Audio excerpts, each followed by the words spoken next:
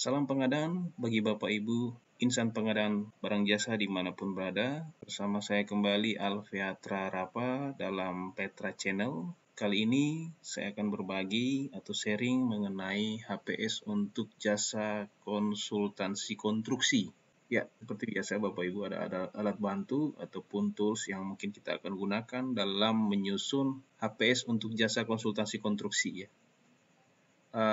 Ketika baru membuka Bapak Ibu, biasanya kita harus klik dulu enable anything ini ya, supaya linknya bisa berjalan ya.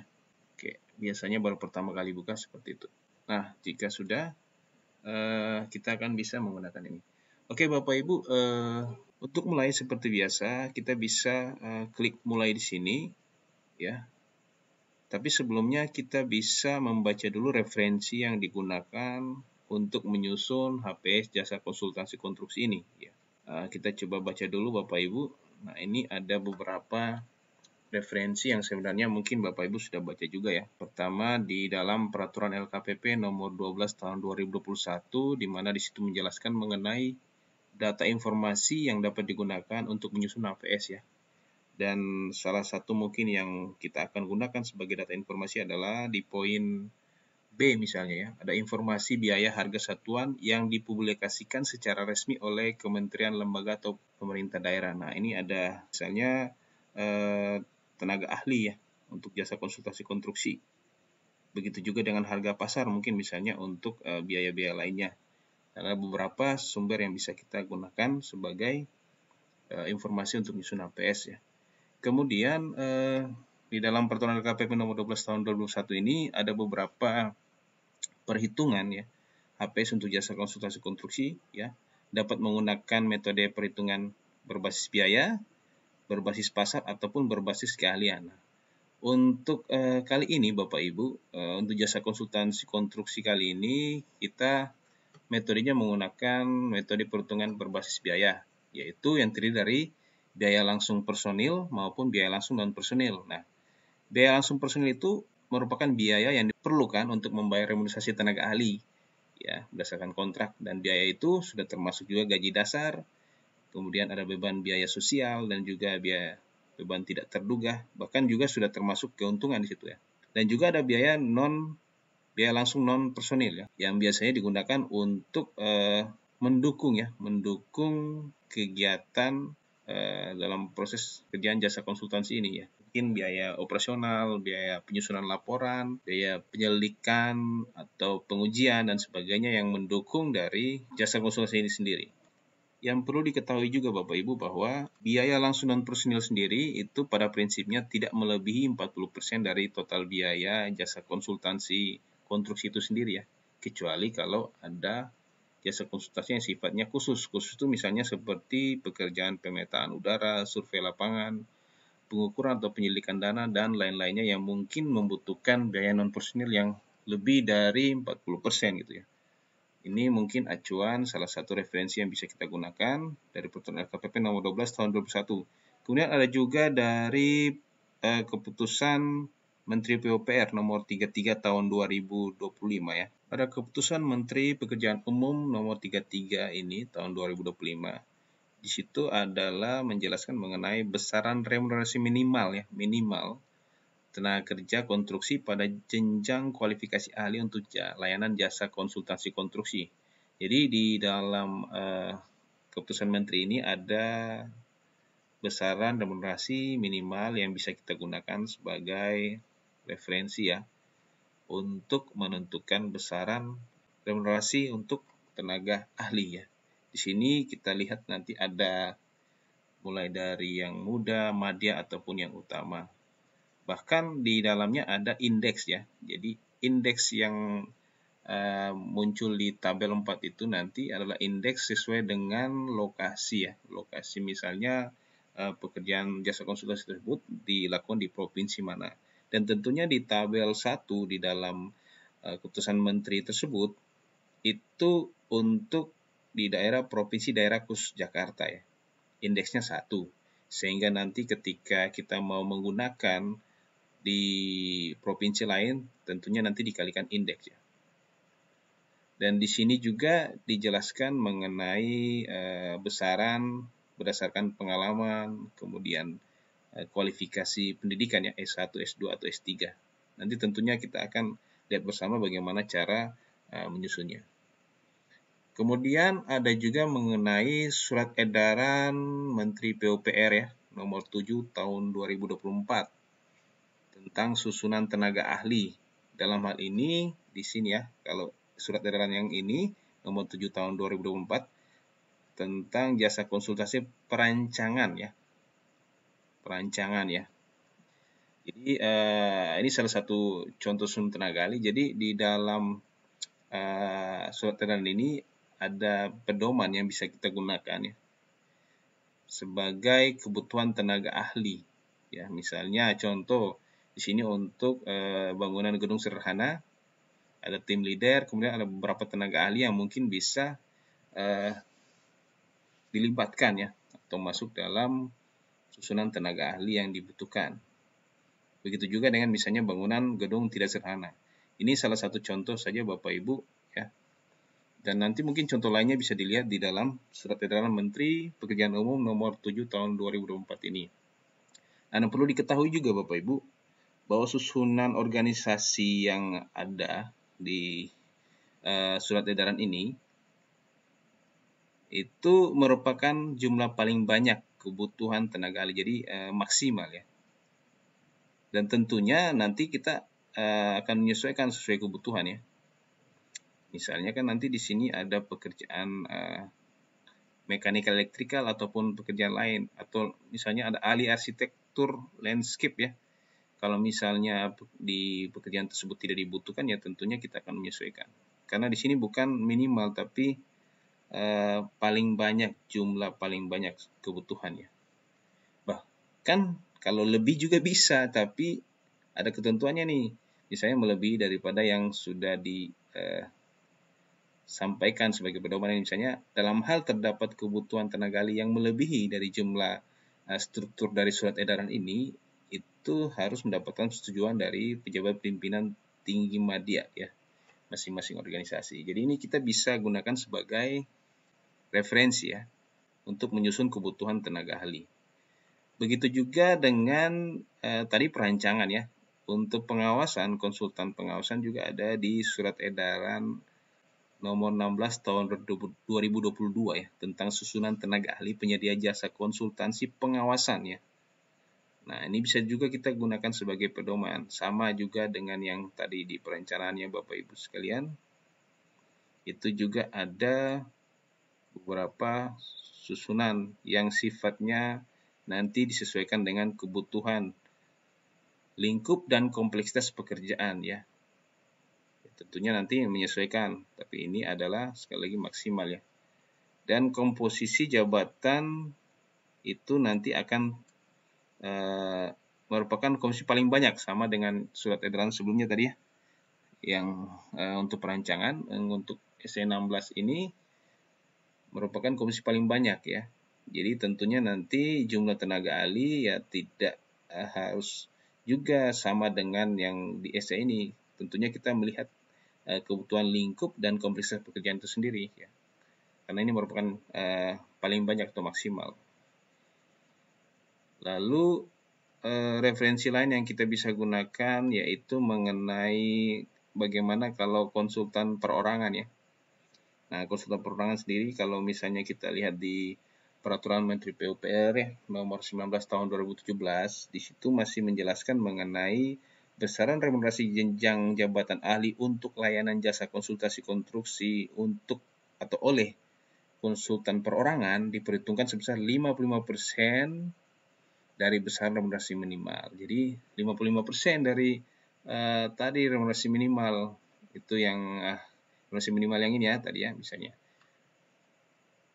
Begitu juga di Inkindo ya Bapak Ibu, Inkindo tahun 2025 standar minimal itu juga menjelaskan sama sebenarnya. Untuk penyedia jasa konsultasi perorangan, remunerasi biaya personil billing rate-nya itu diperhitungkan 55% dari remunerasi personil untuk badan usaha. Kemudian untuk tenaga ahli K3 konstruksi ya, untuk keselamatan kerja ya. Di sini ada beberapa referensi yang mungkin kita bisa lihat dari PUPR nomor 10 tahun 2021 ya. Di situ jelas nanti melibatkan tenaga K3 konstruksi. Dan juga dijelaskan di dalam dokumen pemilihan ya, di lampiran 5 Peraturan LKPP nomor 12 tahun 2021 di MDP dan nanti jadi dokumen pemilihan. Di situ dikatakan bahwa jasa konsultasi pengawasan MK itu dipersyaratkan juga mengenai K3 konstruksi ya, dan sudah diatur juga jika risikonya tinggi menggunakan ahli utama K3 konstruksi atau bisa juga ahli media K3 konstruksi yang pengalaman paling singkat 3 tahun. Bagaimana juga dengan kalau risikonya menengah dan seterusnya, itu sudah dijelaskan. Begitu juga dengan untuk jasa konsultansi, pengkajian, perencanaan atau perancangan ya. Begitu juga nanti dijelaskan juga di sini bagaimana untuk kalau pengadaan langsung. Nah, pengadaan langsung ini kan tentunya di sini kalau di Peraturan Menteri PUPR nomor 10 tahun 2021 ada penjelasan bahwa dalam hal pekerjaan sebagaimana pada ayat 1 maksudnya pengkajian, perencanaan, perancang dilakukan dengan pengadaan langsung jasa konsultansi, tenaga ahli yang dilibatkan merangkap sebagai ahli keselamatan. Ini bisa dirangkap ya kalau PL ya, kalau pengadaan langsung. Begitu juga dengan pengawasan. Nah, tentunya akan berbeda kalau misalnya untuk sifatnya seleksi misalnya, bukan pengadaan langsung. Dan juga dijelaskan juga sebenarnya di dalam lampiran terutama di LDP untuk pengadaan langsung ya. Ada pengecualian tenaga ya di sini. Tapi ini tentunya nanti disesuaikan kebutuhan di lapangan apakah memang dibutuhkan, karena keselamatan kerja ini memang salah satu yang perlu untuk dipenuhi ya sesuai dengan peraturan ketentuannya. Kemudian nah untuk referensi mengenai besaran biaya perencanaan, konstruksi, biaya pengawasan konstruksi, manajemen konstruksi, itu sebenarnya bisa juga kita melihat di keputusan Menteri PUPR nomor 943 ya tahun 2024 yang merupakan pedoman perhitungan standar satuan tertinggi. Ya, ini ada tabelnya, misalnya pekerjaan konstruksi fisiknya berapa, perencanaannya berapa. Ini tertinggi ya, artinya ya tentunya harusnya biaya jasa konsultansi kita nanti tidak melebihi dari di tabel-tabel ini ya Bapak Ibu. Ini referensinya seperti ini bisa digunakan. Ada mekanisme interpolasi juga ya. Jika misalnya terdapat di antara gitu ya. Ada rumusnya seperti biasa. Lalu ini TKDN ya. Untuk TKDN sendiri kita bisa melihat juga ya. Keputusan Menteri PUPR nomor 602 2023 ya. Batas minimum nilai TKDN ya, jasa konstruksi. Tapi di dalam sini kan kita untuk di lingkungan PUPR cuma kita bisa dapat menggunakan acuan ini sebagai pedoman kita ya untuk menyusun nilai TKDN. Nah, di sini sudah dijabarkan di tabel untuk jasa konsultansi batas minimum TKDN adalah 60%. Nah, maksudnya seperti apa? Referensinya juga ada di surat ya.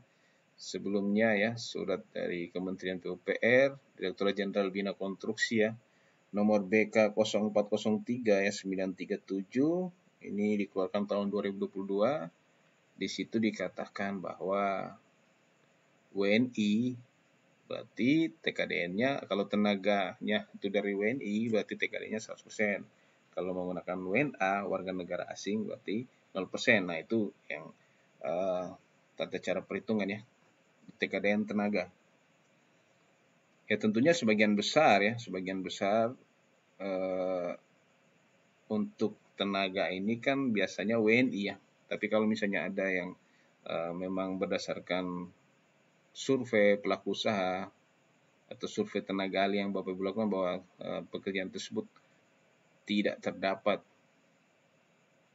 warga negara Indonesia sesuai kebutuhannya, tentunya tetap dihitung juga nih TKD-nya seperti apa. Lalu perlu juga kita melihat untuk HPS ini mengenai perpajakan ya, terutama mengenai PPN. Nah, di dalam Perpres sendiri dikatakan bahwa HPS sendiri itu salah satunya sudah memperhitungkan PPN, pajak pertambahan nilai. Dan di aturan tentunya di sini ada regulasi terbaru mengenai PPN 12% yang sebelumnya harus dikali dulu dengan DPP atau dasar pengenaan pajak. Nah, mungkin nanti kita bisa lihat di kertas kerjanya. Nah, itu yang mungkin Bapak Ibu perlu jadikan referensi ya dari ketentuan-ketentuan yang saya sampaikan tadi. Mungkin ada beberapa ketentuan lain yang Bapak Ibu bisa jadikan referensi, silakan. Itu menjadi dasar sebagai perhitungan Bapak Ibu untuk menyusun HPS. Nah, jika Bapak Ibu sudah memahami ya artinya atau ini hanya referensi dari saya yang saya paparkan, silakan ditambahkan sendiri kalau ada referensi lain. Kita bisa kembali ke menu awal kalau misalnya kita sudah membaca ya. Oke Bapak Ibu, jika sudah dipahami tadi referensi atau mungkin ada beberapa pedoman ya, kita bisa mulai ya. Ini saya contohkan saja, kita bisa klik mulai di sini. Nah, di sini Bapak Ibu tampilan awal untuk kita input datanya dulu ya Bapak Ibu. Ini beberapa hal yang perlu diisi, misalnya nama pekerjaan, silakan diisi nama pekerjaan, tahun anggaran, lokasi provinsi, pagu dan kode RUP ya. Kalau misalnya paket tersebut seharusnya sudah diumumkan ya di RUP. Oke, di sini saya coba mengisi.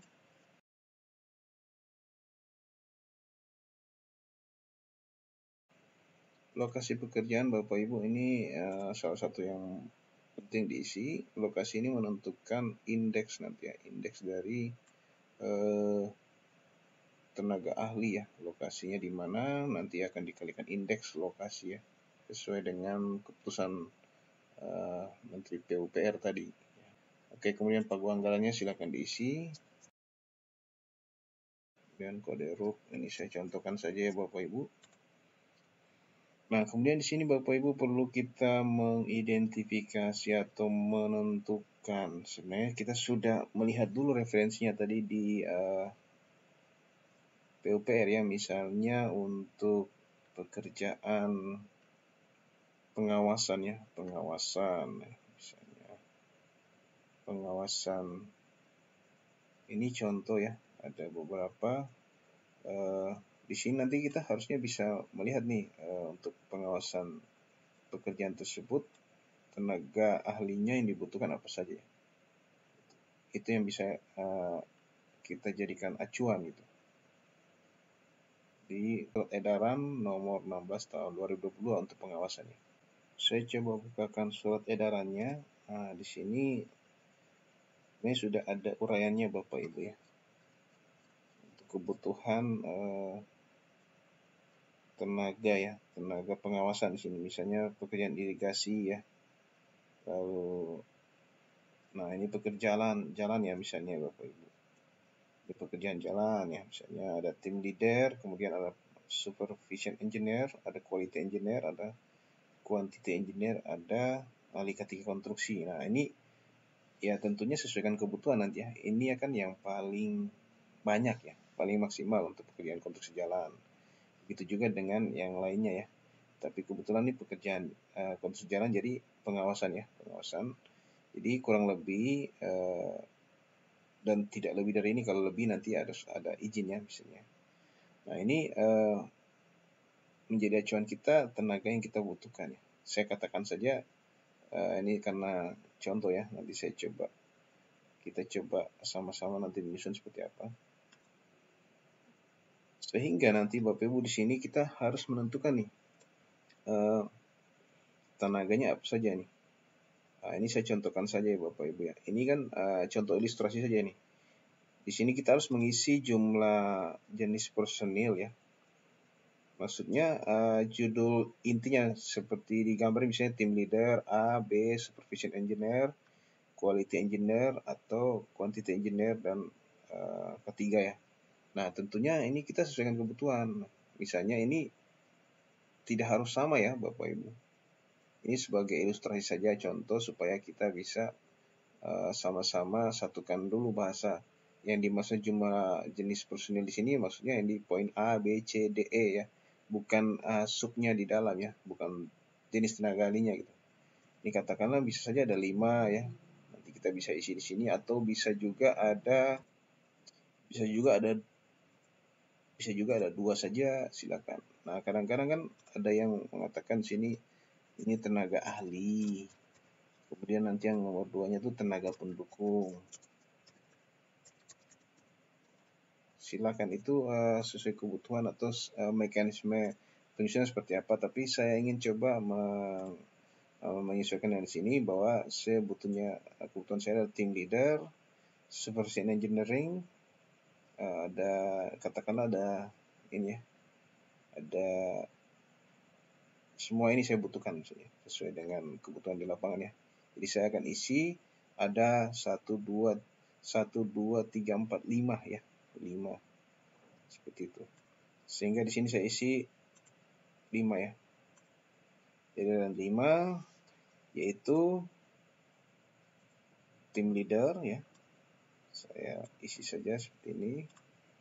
Sini kita isi ya Bapak Ibu, manual sini ya. Team leader. Tentunya ini 5 ya. 5 jenis gitu ya. Kemudian supervision engineering-nya,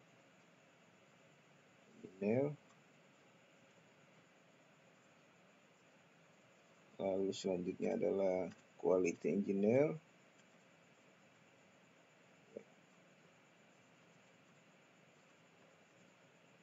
dan seterusnya ya Bapak Ibu.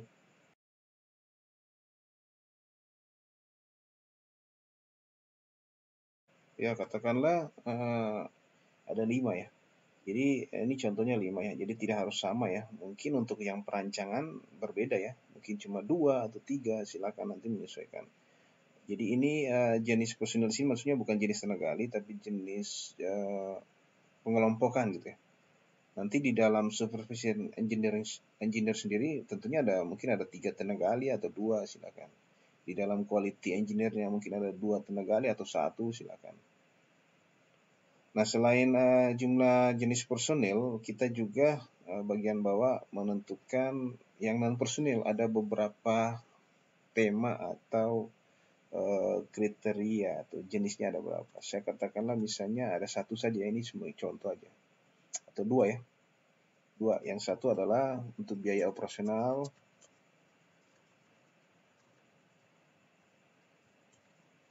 Kedua adalah biaya pelaporan.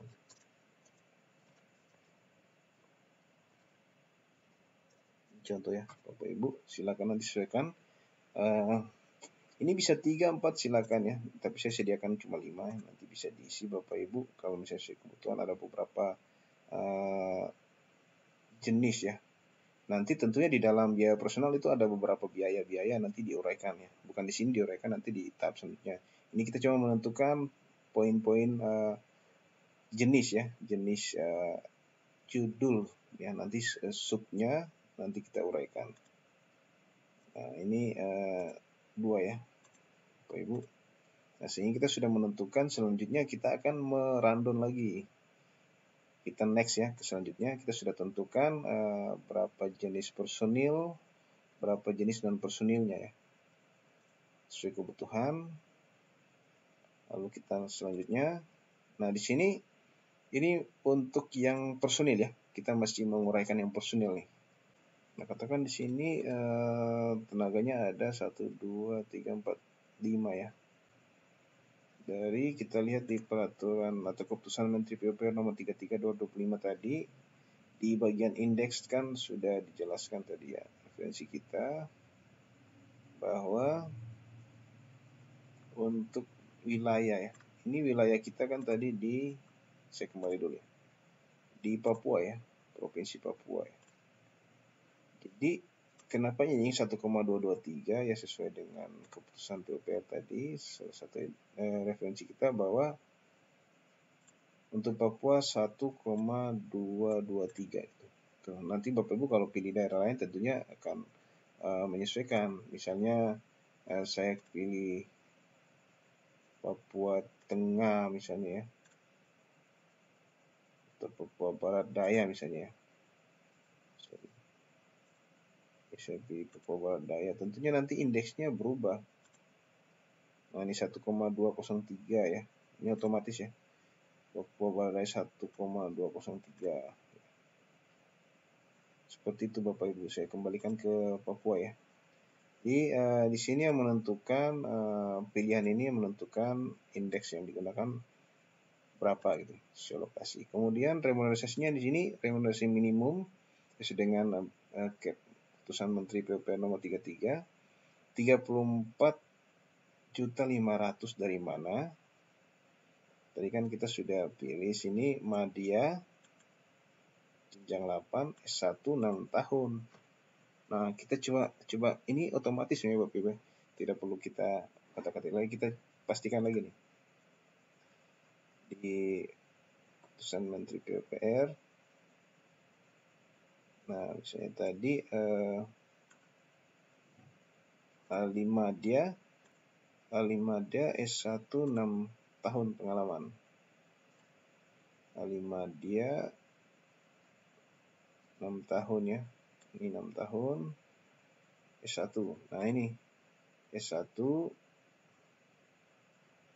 tahun Alimadya 34.500.000 ya. Nah, ini. Kemudian dikali indeks. Nah, jadi ini sudah otomatis ya, jadi 1,223 dikali 34.500 ini jadi 42.193.500. Itu sudah dikali indeks ya. Dan kemudian dikali orang bulan ya. Dikali 2 itu jadinya seperti ini.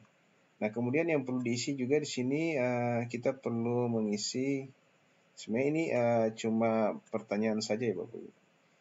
Ini otomatis kita centang bahwa kita yang mengikuti Kepmen atau keputusan Menteri PUPR ya. Kemudian apakah ini konsultan perorangan? Kita jawab tidak ya. Karena kalau nanti kita jawab ya, tentunya yang digunakan nanti biayanya remunerasinya adalah dikali 55% tadi ya, sesuai dengan referensi. Jadi kita tidak ya. Ini bisa kelihatan di sini biayanya. Kalau misalnya ini merupakan konsultan perorangan, ini akan berubah. Jadi ini bukan konsultan perorangan, jadi kita pilihannya tidak. Atau misalnya kita tidak menggunakan PUPR atau ada perubahan ketentuan, berarti ini kita centang tidak, terus kita isi di sini referensinya apa. Referensinya apa, jadi tidak menggunakan Kepmen PUPR, tapi saya menggunakan Kepmen PUPR, jadi saya centang ke sini. Jadi yang digunakan adalah keputusan PUPR nomor 33 tahun 2025. Begitu juga dengan tenaga yang lain. Tenaga yang lain itu supervision engineering itu adalah misalnya pengawas jalan ya. Pengawas jalan, ahli teknik jalan juga, tapi pengalaman misalnya berapa tahun itu ya. Ini contoh-contoh saja. Saya coba isi sesuai dengan kebutuhan saya. Ini adalah pengawas jalan, itu ahli jalan juga ya.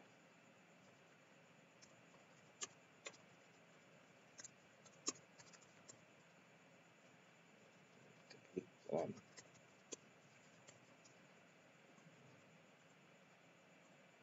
Misalnya gini ya. Saran saya Bapak Ibu nanti ini menyesuaikan di surat edaran tadi ya, tapi silakan ini karena untuk latihan saya coba menyesuaikan saja dengan kebutuhan saya. Ini 2 bulan juga. Nah, ini otomatis Bapak Ibu ya. Jadi tidak perlu isi, ini pastikan ini sudah centang menyesuaikan PUPR ya, dan juga bukan konsultan perorangan ya. Juga dengan yang selanjutnya, misalnya quality engineering, quantity, dan juga ketiganya ya. Ini katakanlah cuma satu orang saja ya, misalnya. Tidak terdiri dari 2 orang. Nah, ini misalnya sama ahli teknik jalan juga ya. Silakan nanti sesuaikan kebutuhan ya. Ini kan maksimal ya.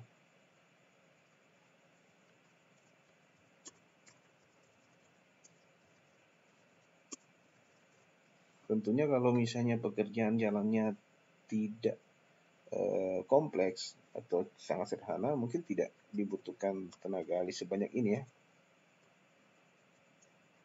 Ini saya contohkan saja. Ahli ketiga konstruksi. Nah, seperti ini saya katakan di sini dia ahli muda ya. Ini ahli muda semua. 1. Ahli konstruksinya juga ahli muda. 1 juga. Ini misalnya ini pengalaman 3 tahun ya. Ini contoh saja. Nah, jumlah orangnya ya 1 orang semua ya.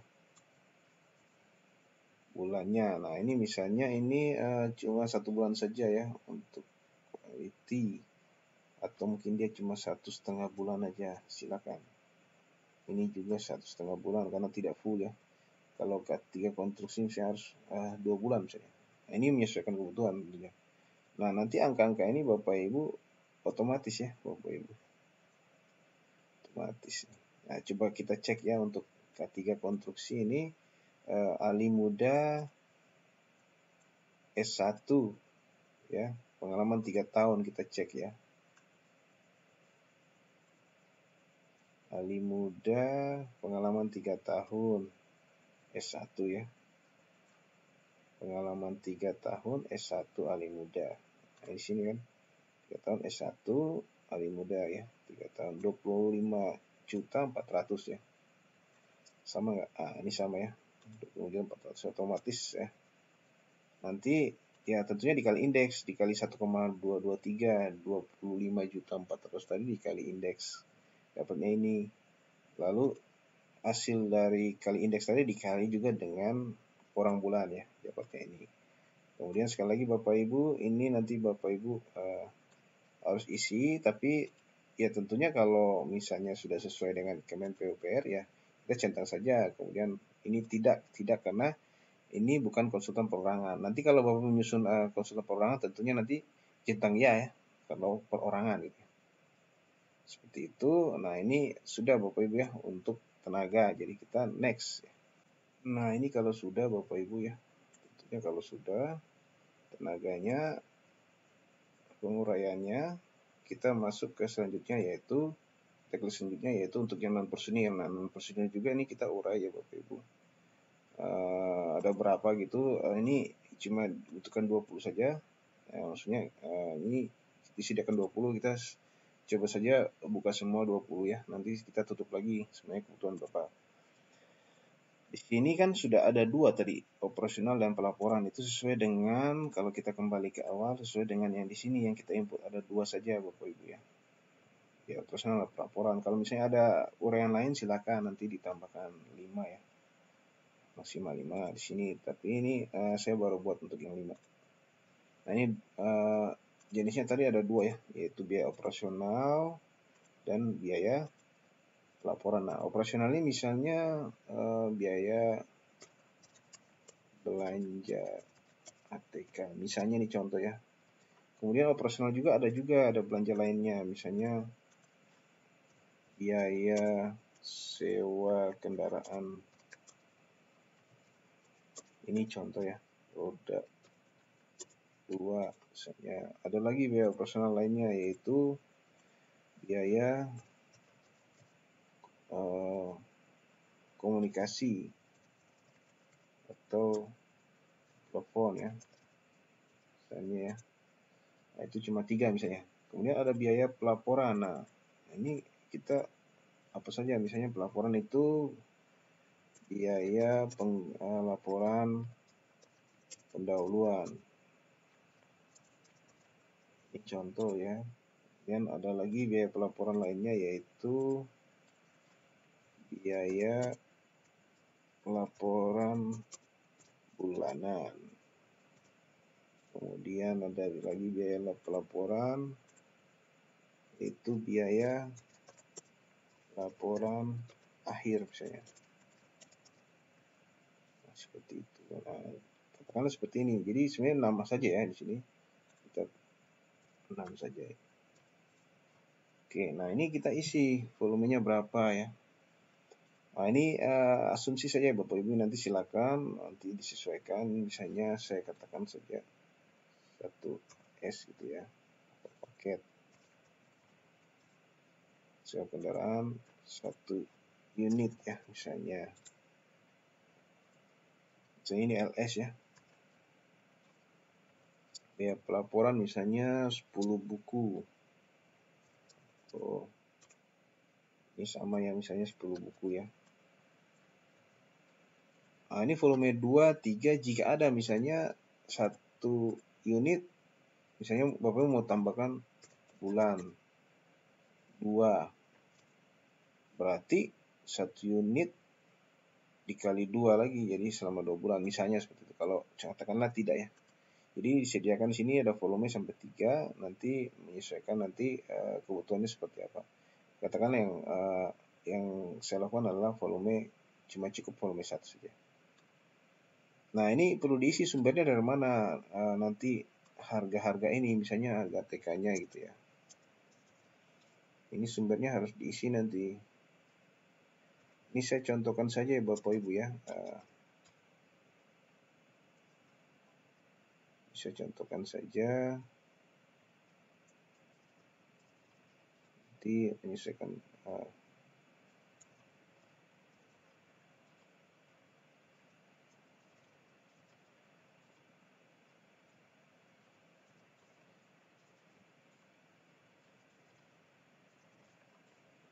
Nah, ini sumbernya diisi. Ini saya katakanlah harga pasar ya, misalnya. Atau ada Bapak Ibu punya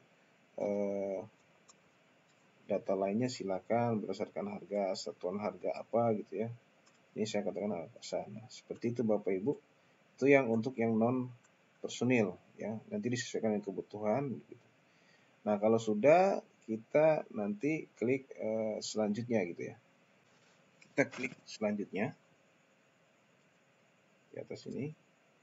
Nah, di sini kita tinggal memasukkan ke sini ya. Ini sudah ada template ya Bapak Ibu, yang non personil maupun yang personil ya. Biaya personil. Oke, yang biaya personil tentunya kita tinggal mengisikan saja sesuai dengan yang ada tadi. Ada tim leader ya. Pertama tim leader itu ada siapa saja. Di tim leader itu ada ini saja ahli teknik jalan tadi ya. Nah, ini otomatis sudah terisi Bapak Ibu. Karena datanya diambil dari yang kita sudah isi di sini. Di sini tim leader yang ini, jadi data-data angka-angka ini sudah ditarik ke tabel tersebut ya. Saya kembali lagi. Itu tim leader cuma satu kan, tim leader nggak ada lain lagi nih. Sesuai dengan data tadi kita lanjut ke yang berikut, yang jenis personil berikut ada supervision engineer. Itu ada siapa saja? Ya, ini cuma pengawas jalan saja ya. Tidak ada lain lagi ya, cuma satu. Kita lanjut ke yang berikutnya, yaitu quality engineer. Itu ada siapa saja? Ada satu saja ya, ahli teknik jalan ya. Ini otomatis Bapak Ibu ya, nanti kita cek. Lalu quantity engineer. Nah, untuk quantity engineer sama juga ya Bapak Ibu, cuma satu saja. Jadi kalau ada dua, nanti Bapak Ibu tinggal isi lagi yang kedua siapa. Lalu terakhir adalah yang untuk keselamatan kerja ya, ahli keselamatan kerja. Terus ini ada satu saja. Nah, ini angkanya sudah otomatis. Selanjutnya non personilnya sama ya. Kita pilih dulu yang jenisnya, ada operasional, kalau tidak salah ada dua ya, operasional dan pelaporan. Nah, cuma dua saja, yang lain diabaikan saja. Nah, yang operasional tuh kalau nggak salah ada 3 ya, ATK, roda 2 dan plafon. Nah, ini otomatis Bapak Ibu, otomatis tarikan dari sana ya, dari data sebelumnya. Lalu pelaporan ada apa saja? Laporan pendahuluan, laporan bulanan, dan laporan akhir. Seperti itu. Nah, ini yang Bapak Ibu kan sudah ya. Tinggal yang kita tidak butuhkan sebenarnya kita tutup aja hide gitu ya. Nah, cuma di sini saya sudah menyediakan alat bantu juga. Bapak Ibu tinggal klik aja selesaikan gitu, nanti dia akan merapikan. Ini menggunakan makro ya. Jadi makro, jadi Bapak Ibu bisa klik ke sini, klik selesaikan, nanti dia otomatis untuk menutup semua yang tidak dibutuhkan gitu ya. Nah, ini saya sudah klik ya, Bapak Ibu, kita tunggu saja prosesnya. Selesaikan ini ya. Yang sedikit membutuhkan waktu. Bapak Ibu juga bisa melakukan dengan cara hide ya, secara manual. Karena ini saya pakai makro Excel, jadi dia ada bantuan gitu untuk melakukan merapikan gitu ya.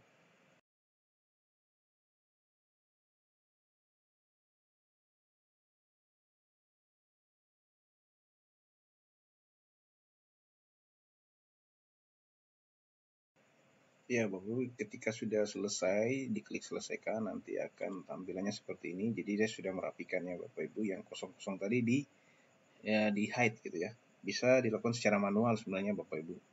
Nah, ini sudah dirapikan ya. Sudah dirapikan oleh makro Excel ya. Dan nanti Bapak Ibu bisa di sini mengisi data kapan ditetapkan APS-nya, PPK-nya, dan juga namanya dan sebagainya ya. Ini bisa diedit nanti ya. Itu Bapak Ibu jadi otomatis. Nanti kalau misalnya mau dirubah, akan tinggal klik rubah. Tapi sekali lagi Bapak Ibu, ini bisa aktif makronya ketika nanti baru pastikan file di sini option bahwa makronya sudah aktif ya. Trust Center. Kemudian Trust Center setting di sini di bagian makro setting nanti terus upayakan makronya sudah enable ya, sudah aktif gitu ya. Nah, kalau belum biasanya ini tidak berhasil gitu ya.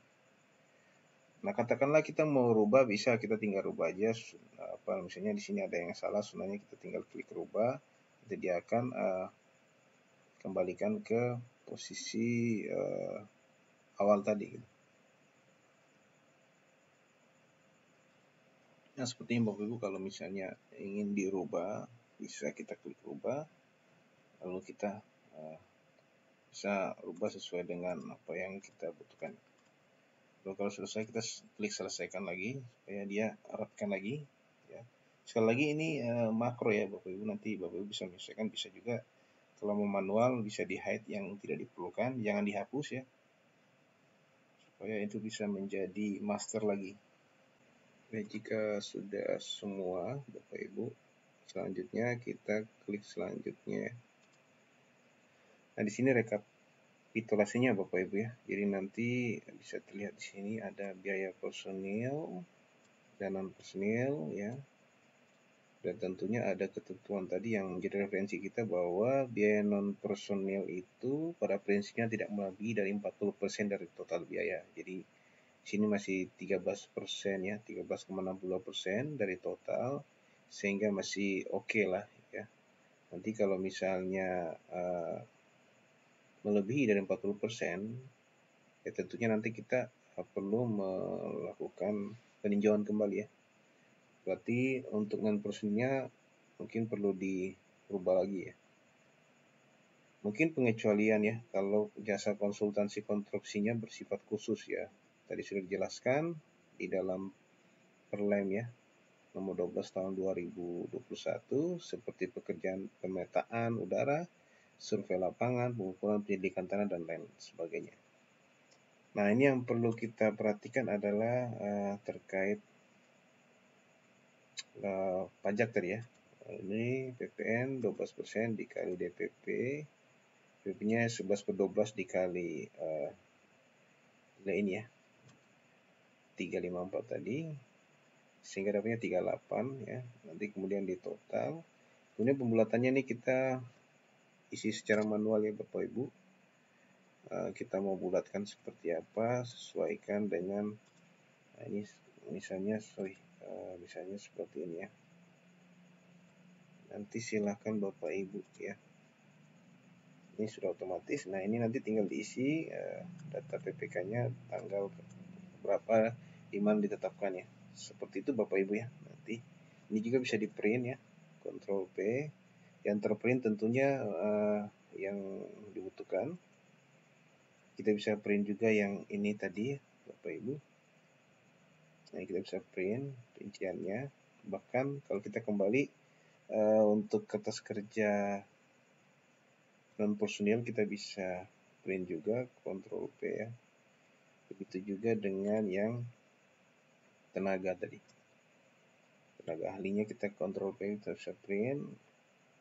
Seperti itu Bapak Ibu. Nah kemudian bagaimana jika konsultan perorangan ya? Nah, kita kembali sebenarnya sama ya. Sama ya Bapak Ibu. Kita bisa lakukan dengan cara yang sama. Di sini tentunya kita pilih satu saja ya. Perorangan, kemudian ini kita misalnya tidak ada gitu ya. Jadi ini konsultan perorangan.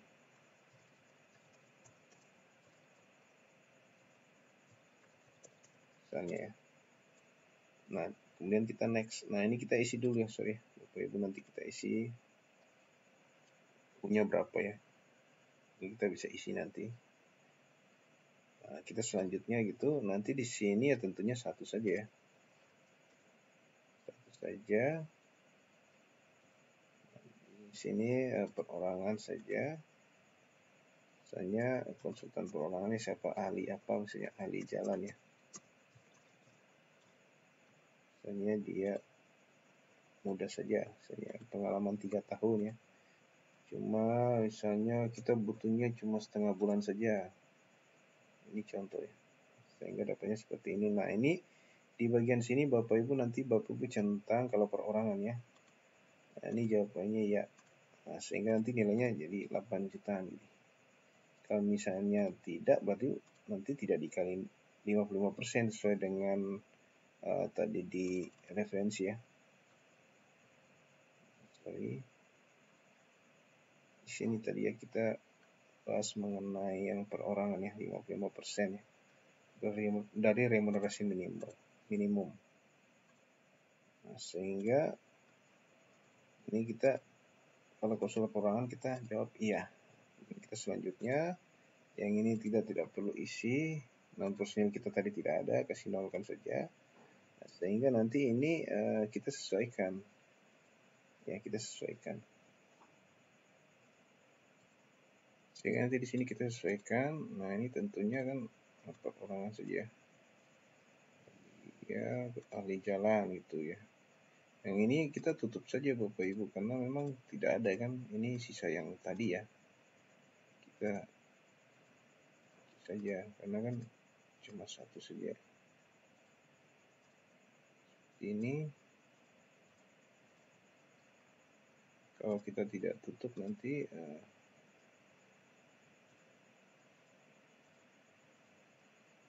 juga dengan biaya ini ya. Kan tidak ada nih. Makanya sangat penting Bapak Ibu simpan file masternya ya. Sehingga nanti bisa untuk digunakan dari awal gitu ya. Seperti ini ya Bapak Ibu. Nah, kita bisa hide secara manual sebenarnya Bapak Ibu seperti ini. Kita sorot seperti ini, lalu kita hide gitu bisa juga. Seperti itu, silakan. Atau mau pakai ini, silakan. Selesaikan gitu ya. Sama juga ya. Tapi kalau pakai ini makronya harus aktif. Ada juga misalnya Bapak Ibu ya, terkadang ada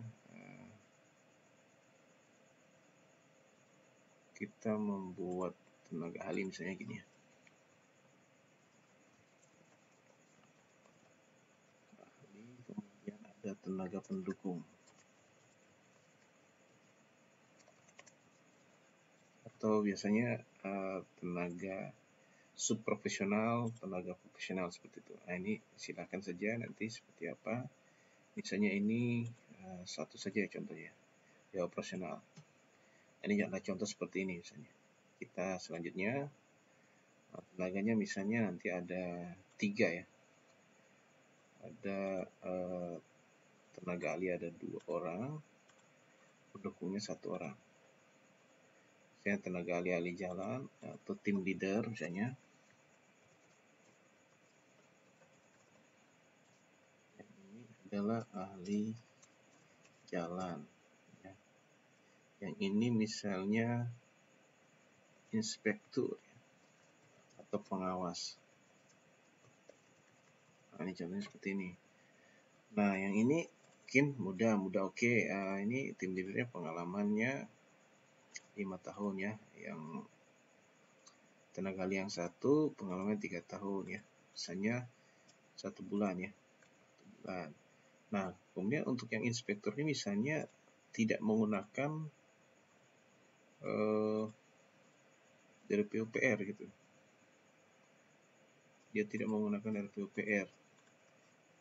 Ya, misalnya katakanlah ini bukan ahli muda ya, misalnya dia cuma sertifikat keahlian lainnya misalnya. Silakan nanti diisinya di sini. Misalnya di sini kita isinya untuk Capman-nya kita nggak sesuai Capman, tapi kita ada sumber lain misalnya. Misalnya standar harga ya. Misalnya standar harga dari Inkindo misalnya yang tidak terdapat di PUPR. Misalnya per bulannya itu 5 juta. Seperti ini. Nah, ini masih 0, bulannya kita isi di sini ya, bulannya dia kerja berapa bulan, misalnya 1 bulan ya. Jumlah orangnya juga tetap diisi ini. Pengalamannya tidak pengaruh sebenarnya karena standar kita berbeda ya, sumbernya berbeda. Nah, sehingga nanti isi di sini ya. Jadi ada yang bersumber dari Capman PUPR ya. Yang dari sini, ada juga yang bersumber dari sumber lain gitu. Tapi nanti kita pilihnya di sini yang tidak dari Kemen PUPR ya. Nah, ini kita isinya tidak ya, karena bukan konsultan perorangan. Nah, misalnya kita next. Selanjutnya, nah ini kita misalnya ada satu saja, ini contoh saja ya. Misalnya biaya ATK ya. Misalnya seperti ini. Lalu kita selanjutnya, nah ini kita tentunya nanti bisa kita unhide ya secara manual ya. Jadi seperti ini atau bisa kita pakai ini.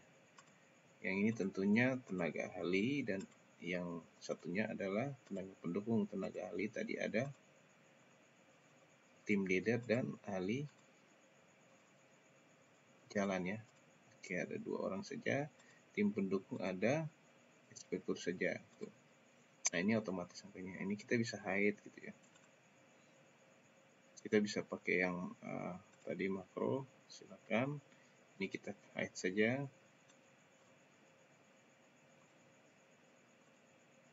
Begitu juga dengan yang non personil ada satu ya. Ya operasional misalnya TK tadi ya.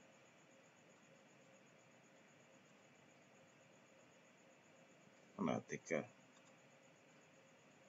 Kita tutup.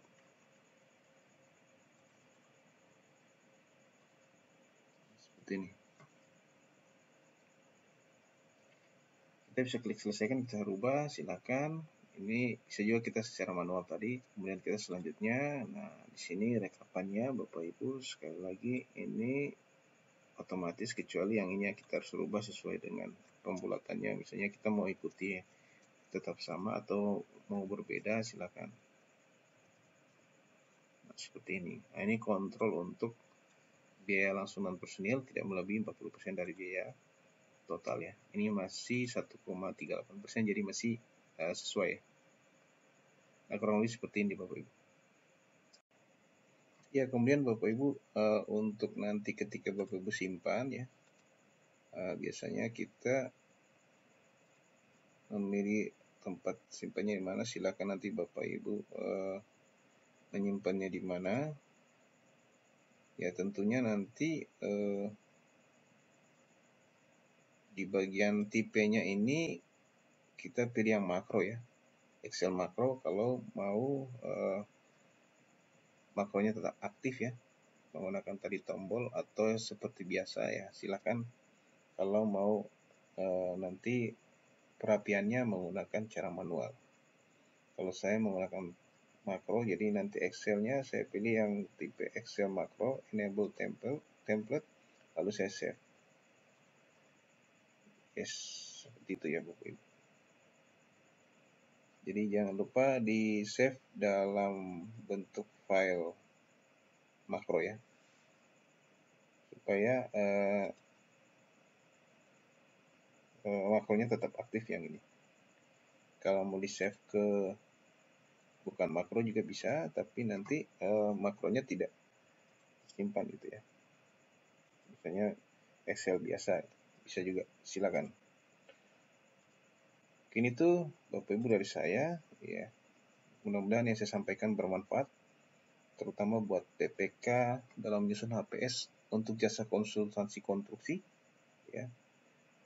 Kalaupun nanti ada HPS jasa konsultasi konstruksi yang sifatnya lamsam ya, tentunya nanti harus dibuatkan dalam bentuk progress output produk ya, atau output keluaran yang dihasilkan, diuraikan lagi. Mungkin nanti akan kita bahas di video-video selanjutnya.